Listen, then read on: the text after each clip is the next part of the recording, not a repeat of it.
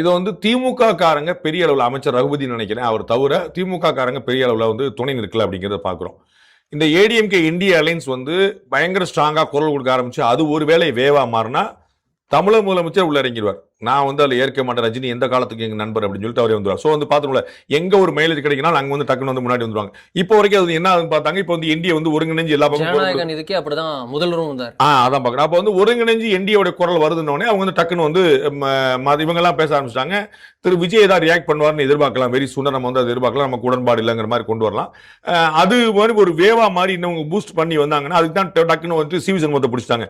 எல்லாம் ரஜினி மேட்டரை பிடிச்சிட போறாங்க. சிவி சண்முகம் மேட்டரை பிடிச்சிட்டாங்க. சினிமா டேலி ஆயிரும்ல. அந்த பக்கம் லேடி சூப்பர் ஸ்டார் அப்படி அதே கணக்கு தான். ஸோ இடது வலது அந்த கணக்கில் வந்ததுனால இப்போ வந்து அதை கொண்டு நம்ம வந்து இதுல ரொம்ப ஹாப்பியான விஷயம் அவங்களுக்கு என்ன, ரஜினி தொண்டர்கள் குஷி ஆயிட்டாங்க. அவ வந்து எனக்கு வந்து ஒரு 100 பேர் வந்து மெசேஜ் பண்ணி தலைவர் கடைசி வரை பார்த்தீங்கல்ல வாய்ஸ் கொடுக்க போறாரு அப்படின்னு. காலம் வந்து பதில் சொல்லாது, காலம் வந்து பேசாது, ஆனால் காத்திருந்து பதில் சொல்ல முடிந்தார். காலம் பேசாது அப்படின்னா வந்து தலைவர் அப்போ வாய்ஸ் கொடுப்பீங்களா மாட்டீங்களா சொல்லுங்க, நீங்க தானே காலம், நீங்க தானே காலா, நீங்க தானே அப்படின்னு அப்படி வந்து கேட்டா அது வந்து காலச்சக்கரம் எல்லாமே சொல்லி சக்கரம் சொல்லிட்டே இருக்கும், நிக்காது கவலைப்படாதீங்க. ஸோ தலைவரை பொறுத்த அளவுக்கு ஒரு கட்சிக்கு ஆதரவாக வாய்ஸ் கொடுக்கறதுக்கான வாய்ப்பு கம்மி.